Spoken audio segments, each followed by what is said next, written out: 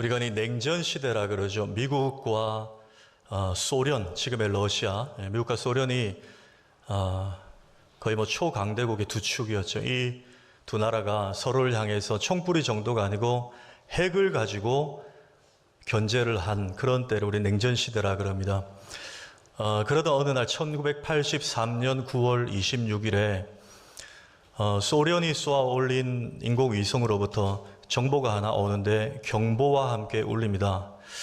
미국이 본토에서 소련을 향해 대륙간 탄도 미사일, 핵이 실린 대륙간 탄도 미사일을 5발 발사했다라는 경보가 울립니다. 그 경보가 울리니까 소련은 이제 난리가 난 거죠. 그런데 소련의 그 핵 관제 센터의 센터장이자 결정권자는 제가 사진과 이름을 준비했는데 그분의 지금 젊은 시절이에요. 줄여서 페트로프라는 분입니다. 이 분이 당시에 장군이었어요. 결정권을 쥐고 있는 센터의 장이었습니다. 자, 그들의 필드 매뉴얼대로 하면 이런 상황에는 즉각적으로 자기들도 핵을 발사할 수 있는 맞대응 버튼을 눌러야 됩니다.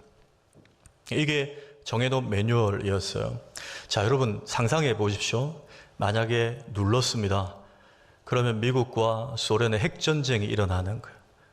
제가 감히 말씀드리면 세계 역사가 바뀌었을 거예요. 그렇죠? 얼마나 참 비참한 잔혹한 그런 결과가 펼쳐졌을까요?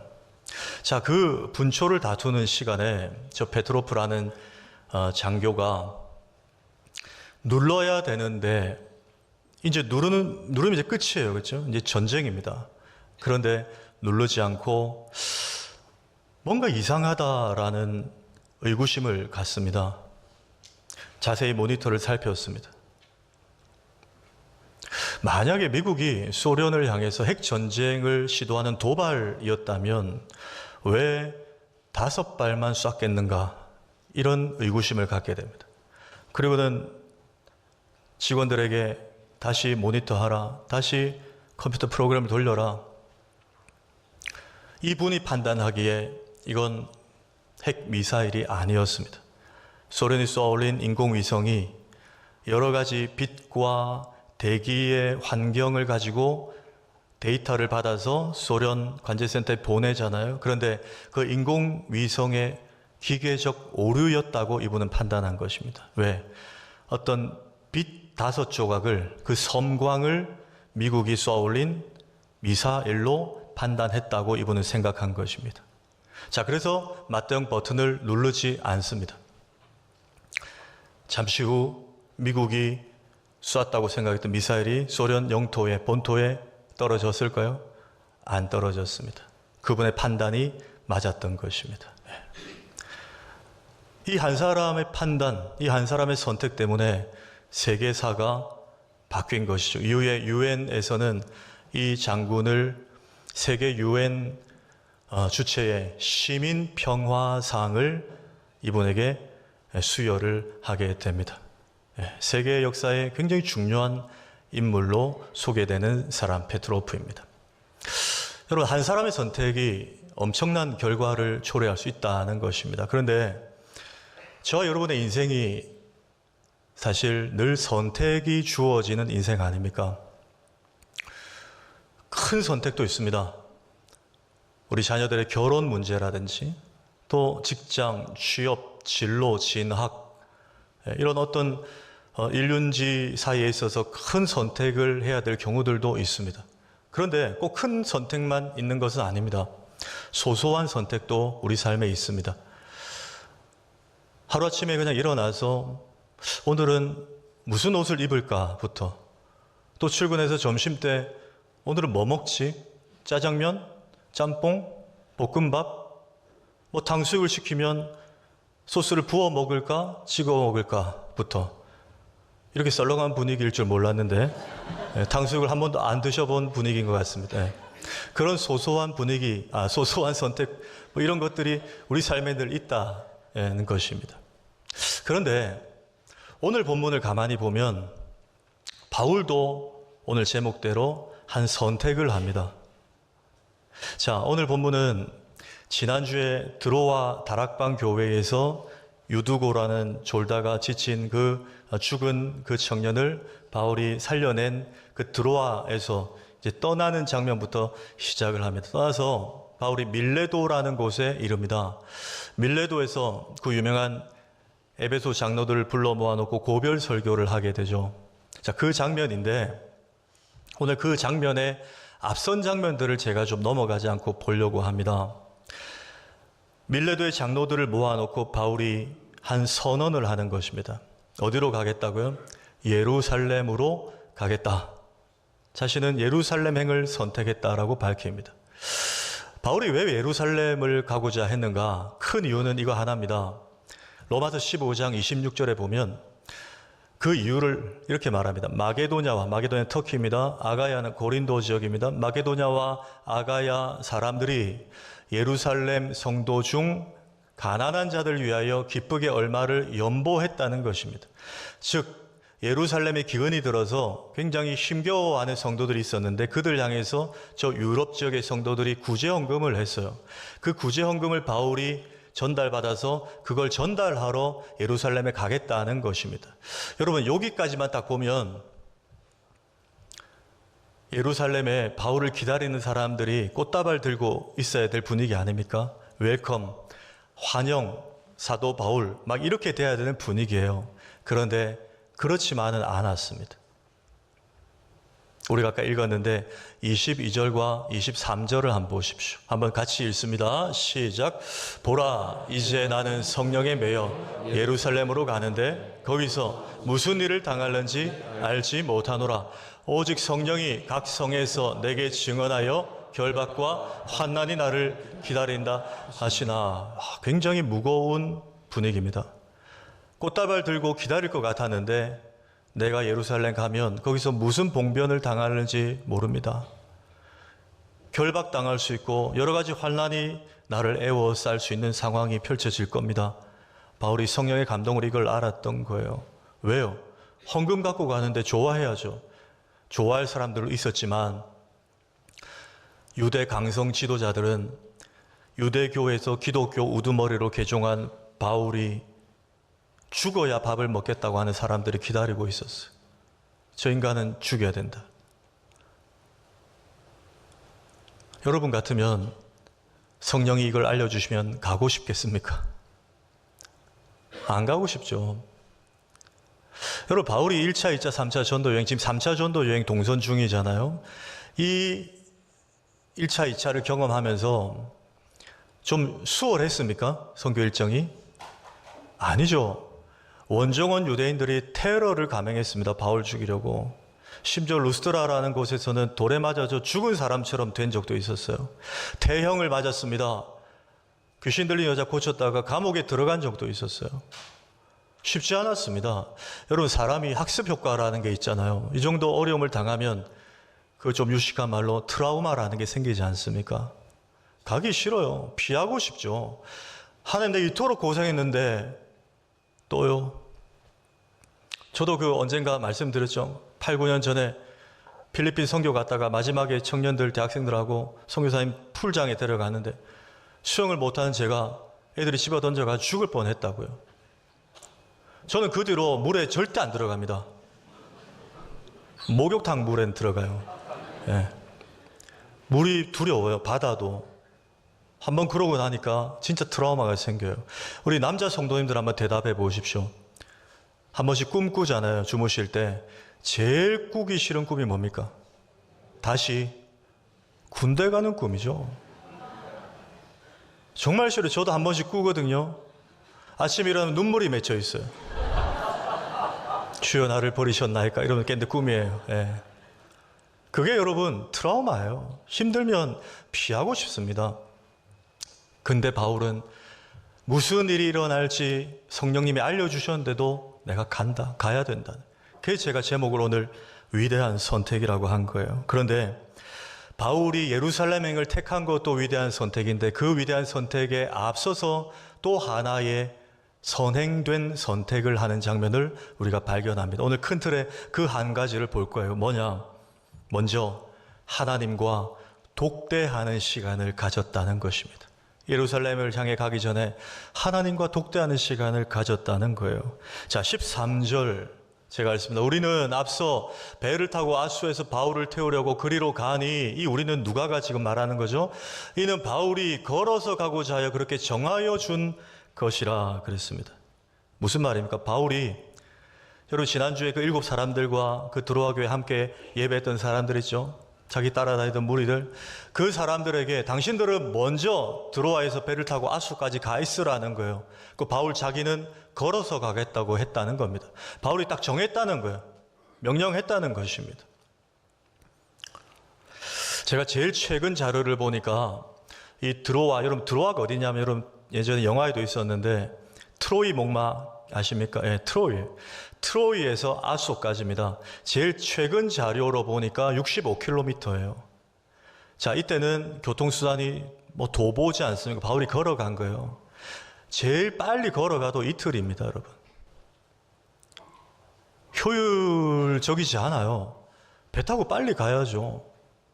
다른 사람들과. 근데 바울은 굳이, 무리들은 배 타고 가고 나는 걸어서 65km 되는 이틀 혹 3일 거리를 걸어가겠다고 고집을 부렸다는 것입니다. 그걸 지금 누가가 놓치지 않고 기록을 하고 있어요. 왜? 그러면 왜 바울이 이렇게 했을까요? 제가 사실 한 2, 3일 자료를 다 찾아봤는데 모르겠어요. 그래서 유혹을 받았습니다. 이 부분 그냥 넘어가자, 설교하지 말고. 그러다가 제가 저번에 말씀드렸다시피 저도 이제 한 번씩 안 풀릴 때 걷거든요. 걷는데 하나님의 은혜를 주셨어요. 누가 딱 생각이 나게 하셨습니다. 바로 우리가 사랑하는 예수님이에요. 예수님이 탁 매치가 됐어요. 왜? 여러분 지금 바울의 목적지와 예수님의 목적지가 동일하잖아요. 바울이 지금 예루살렘을 향해 가야 된다고 합니다. 여러분 예수님도 33세 마지막 목적지가 어디였어요? 예루살렘이었어요. 거기 골고다 언덕이었습니다. 그렇죠? 예수님도 예루살렘이에요. 그 십자가. 그러니 예수님이 늘 12제자와 함께 다니시기도 했지만 그 십자가의 두려움이 인간적으로 몰려올 때 어떻게 하셨는가? 제가 두 구절만 한번 볼까요? 마태복음 14장 23절에 무리를 보내신 후에 기도하러 따로 산에 올라가시니라. 저물매 거기 혼자 계시더니. 예수님도 이런 시간, 자발적 격리의 시간이 필요했다는. 누가복음 22장 39절도 봅니다. 예수께서 나가사 습관을 따라 감람산에 가심에 제자들도 따라가더니 그들을 떠나 돌 던질 만큼 가서 무릎을 꿇고 기도하면 니들 절로 가 있으라는 거예요. 예수님도 일부러 일행들과 떨어진 시간들을 습관을 쫓아 정기적으로 그 시간만 되면 그 시간을 가졌다는 거예요. 하나님과 깊이 만나는 독대하는 시간을 가졌다는 거예요. 여러분 바울의 마음이 이 예수님의 마음 같았던 거죠. 자, 예루살렘 가면 죽을 수도 있습니다. 그동안 1차, 2차 선교여행과 비할 수 없는 고초가 기다릴 수 있어요. 그걸 지금 들었습니다. 머리가 복잡해지지 않겠습니까? 번민이 있어요. 꼭 가야 되나? 어떻게 해야 될지 모르겠어요. 마음을 추스릴 시간이 필요합니다. 그런데 믿을 분은 이 일행들이 아니에요. 하나님밖에 없어요. 걸어서 그 시간을 일부러 느리더라도 그 시간을 가진 것입니다. 여러분, 저 여러분에게 우리가 이런 위험한 상황, 불안한 예루살렘이라는 일들을 만났을 때 우리의 유일한 방편이 뭡니까? 뭐 바울이 그럴 리는 없겠지만 자기 주변에 있는 이 무리들과 함께 뭐 맛있는 거 먹고 요즘으로 좀 가져와서 적용하는 거예요. 저 기장에 멋진 카페 가서 커피도 마시고, 물론 이런 시간도 필요합니다. 저도 그렇게 해요. 근데 그건 여러분 일회용 아닙니까? 그게 영원한 평안과 기쁨을 주나요? 아니에요. 그 함께 수다 떨고 자기 얘기를 들어주는 그 사람들이 바울이 죽음의 위기에 왔을 때 내 인생을 책임져 줍니까? 아니에요. 그냥 있는 동안 좀 힘을 실어주는 사람들일 뿐이에요. 바울이 그 생각이 들었던 것 같아요. 그러니 마지막까지 내 옆에서 나와 함께 하실 분이 누군가? 결국 살아계신 하나님밖에 없더라는 거예요. 그래서 그 하나님과 좀 더 깊은 친밀한 시간을 가지기 위해 그는 65km를 걸어가기로 선택을 한 것입니다.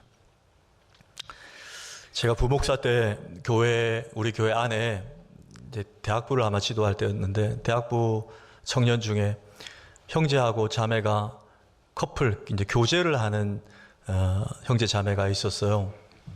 한 2, 3개월 그 둘이 이렇게 잘 만나고 있는 것 같았는데, 하루는 그 자매가 저한테 상담을 한번 요청한 적이 있습니다. 목사님, 걔가 저를 정말 좋아하는지 잘 모르겠어요. 이런 얘기를 해요. 왜 그러냐 그랬더니, 이제 이 형제의 성향이 늘 좀 이렇게 청년들 친구들하고 그 여자친구하고 늘 다 같이 만나서 우르르 남포동 가고 우르르 서면 가고 뭐 이런 걸 좋아하는 거예요. 그렇게 해도 어떻게 해야 됩니까? 헤어지고 나면 좀 따로, 그렇죠? 시간을 맞고, 이 자매 입장에서는 공휴일이나 좀 쉬는 날 따로 둘이서만 좀 시간을 보내고 싶은 마음이 있잖아요. 그런데 늘 우르르 이렇게 다니는 걸 좋아하는 거예요. 그러니까 이 자매 마음에 그게 서운하고, 그러면 이 형제가 정말 나를 좋아하는 게 아니라 그냥 나는 그냥 여자친구고 그냥 다 같이 만나는 이 분위기가 그냥 좋아서 그냥 그렇게 시간을 늘 그렇게 보내는 거 아닌가라는 마음이 드는 거죠. 그런 얘기를, 좀 속상한 마음을 저한테 얘기를 하더라고요.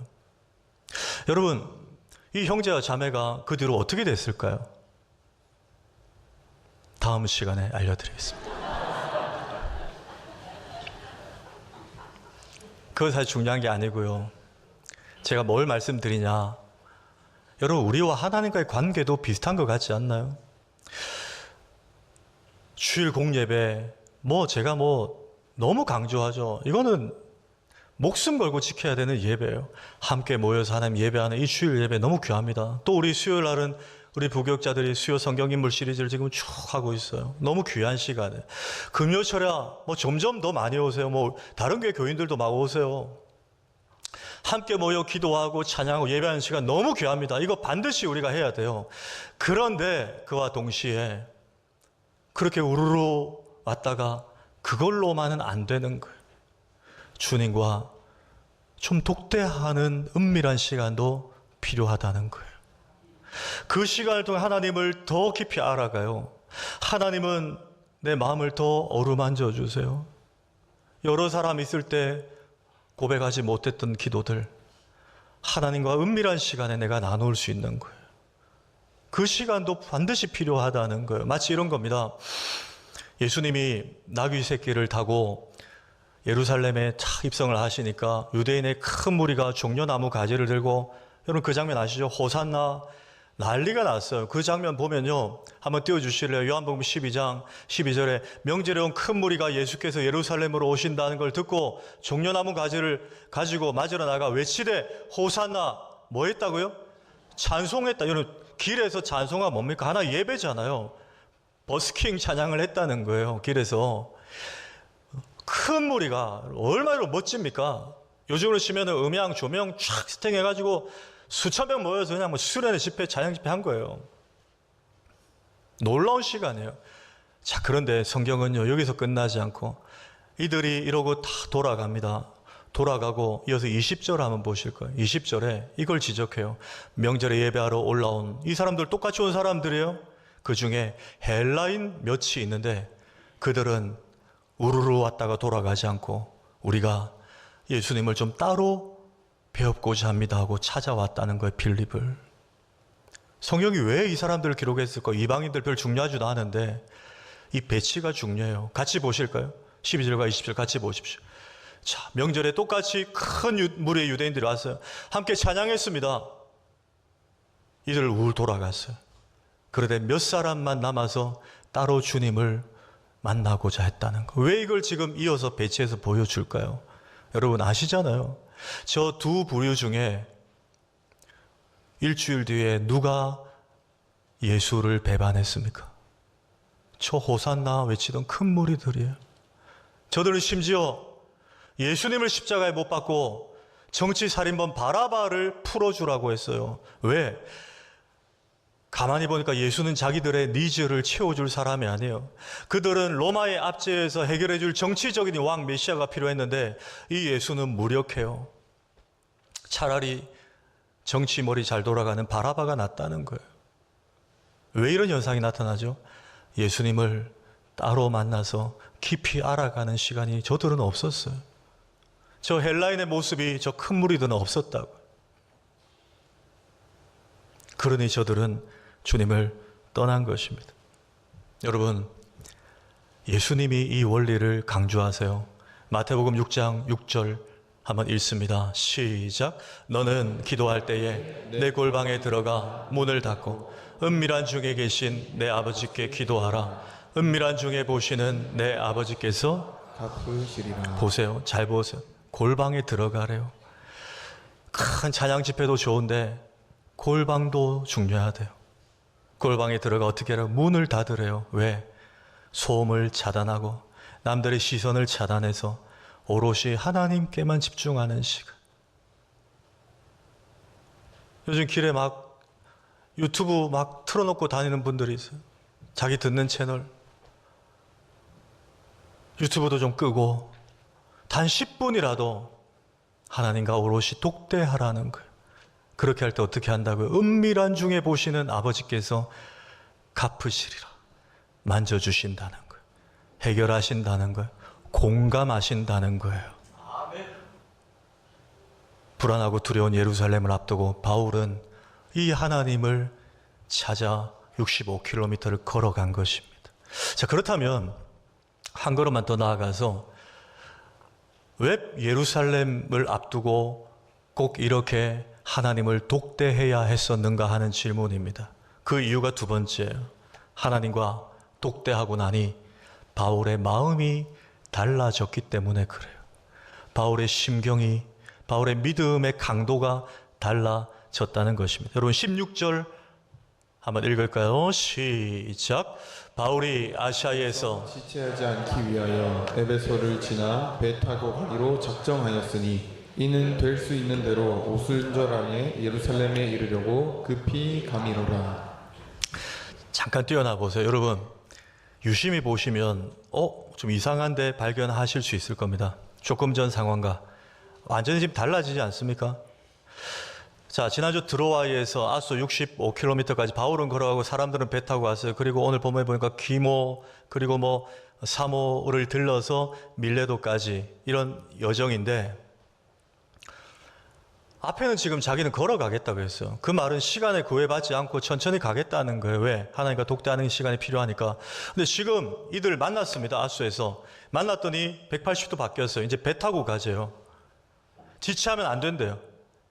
오순절 안에 예루살렘에 도착하려면 지금 서둘러야 된다. 급히라는 표현을 썼습니다.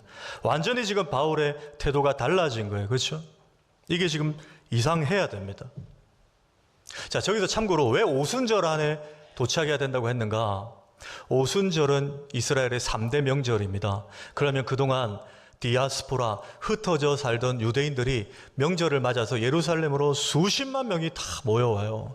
그럼 바울에게는, 전도자 바울에게는 어떤 절호의 기회입니까? 전도할 수 있는 절호의 기회예요. 지금 예루살렘의 상황에 자기를 죽이려고 하는 사람이 있지만 지금 전도의 관점으로 보면 명절 안에 늦지 않게 예루살렘에 가야 된다는 거예요.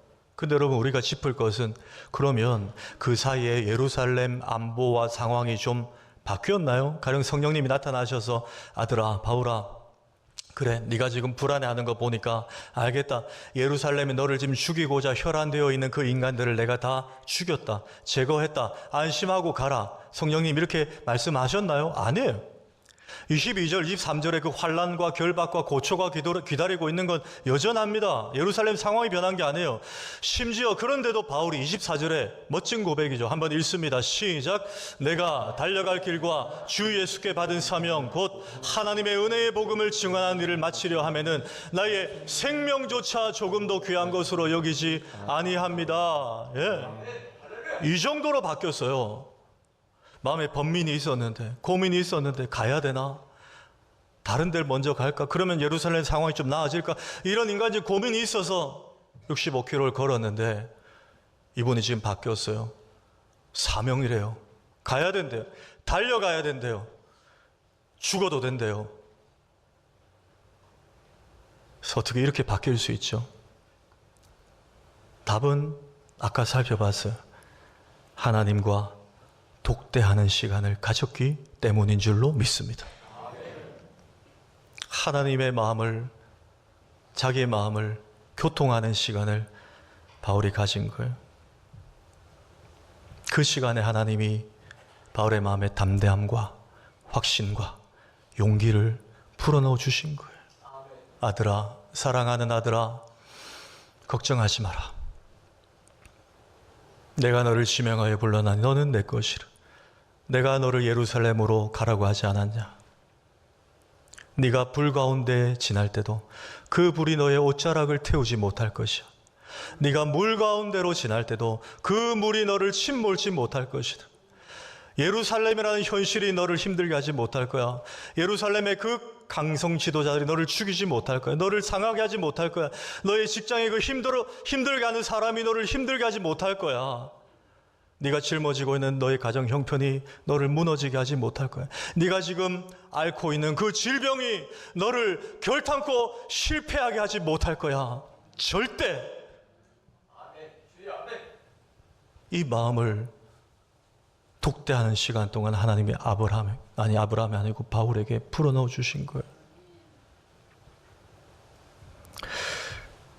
여러분, 여호수아 3장에 보시면 여호수아가 모세에게 바통을 이어받고 40년 쭉 광야를 인솔해 가고 200만 명의 남녀노소 인원들을 데리고 이제 저 멀리 가나안이 보여요. 요단강만 건너면 됩니다. 그런데 요단강이 막 범람하고 위험해요.